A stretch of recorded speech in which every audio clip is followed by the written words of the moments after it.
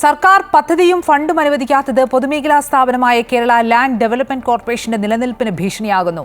കടുത്ത ശമ്പള പ്രതിസന്ധിയിലുമാണ് സ്ഥാപനം. കഴിഞ്ഞ ഒരു വർഷമായി 2 ഗഡുക്കളായാണ് ജീവനക്കാർക്ക് ശമ്പളം നൽകുന്നത്. ഇതിനെതിരെ ശക്തമായ പ്രതിഷേധവുമായി രംഗത്തെത്തുകയാണ് ജീവനക്കാർ.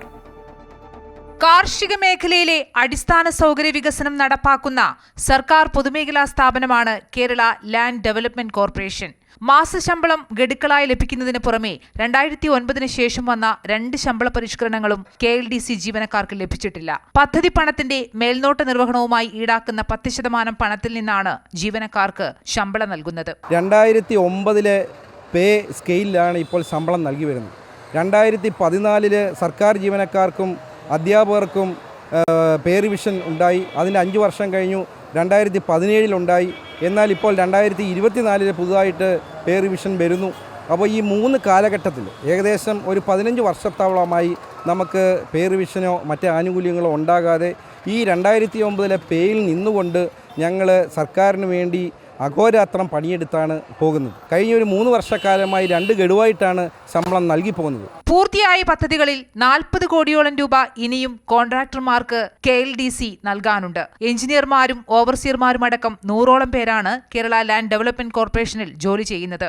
സർക്കാർ ജോലിയാണെങ്കിലും ശമ്പളവും മറ്റ് ഗ്രാന്റുകളും ലഭിക്കാത്തതിനാൽ പുതിയതായി ജോലിക്കെത്തുന്നവരും മറ്റു വകുപ്പുകളിലെ ജോലികളിലേക്കായി മാറിപ്പോവുകയാണ്. കാർഷിക മേഖലയുടെ നന്മയ്ക്കായി സർക്കാർ KLDCക്ക് സാമ്പത്തിക സഹായം നൽകണമെന്നാണ് ജീവനക്കാരുടെ ആവശ്യം. അമൃത ന്യൂസ്, തിരുവനന്തപുരം. 1972 മുതൽ പ്രവർത്തിക്കുന്ന KLDCയെ നിലനിർത്താൻ സർക്കാർ പ്രത്യേക ഫണ്ട് മാറ്റിവെക്കണമെന്നാണ് ജീവനക്കാരുടെ ആവശ്യം. ഉമ്മൻചാണ്ടി സാർ സർക്കാർ ഇരുന്ന സമയത്ത് വരെ നൽകിക്കൊണ്ടിരുന്ന ഒരു ഗ്രാൻഡ് ഉണ്ടായിരുന്നു. വർഷം തോറും ഗ്രാൻഡ് നൽകിക്കൊണ്ട് അത് നിർത്തലാക്കി. അന്നത്തെ സാമ്പത്തിക പ്രതിസന്ധിയിൽ നിർത്തലാക്കിയിട്ട് അത് പുനഃസ്ഥാപിക്കാൻ കഴിഞ്ഞില്ല. കൃഷി വകുപ്പ് മന്ത്രിയായ സുനിൽകുമാർ 2 കോടി രൂപ ഒറ്റത്തവണ ഗഡുവായിട്ട് നമുക്ക് ഗ്രാൻഡ് തന്നിട്ടുണ്ട്. അതല്ലാതെ പിന്നൊന്നും ഇതുവരെ നൽകിയിട്ടില്ല.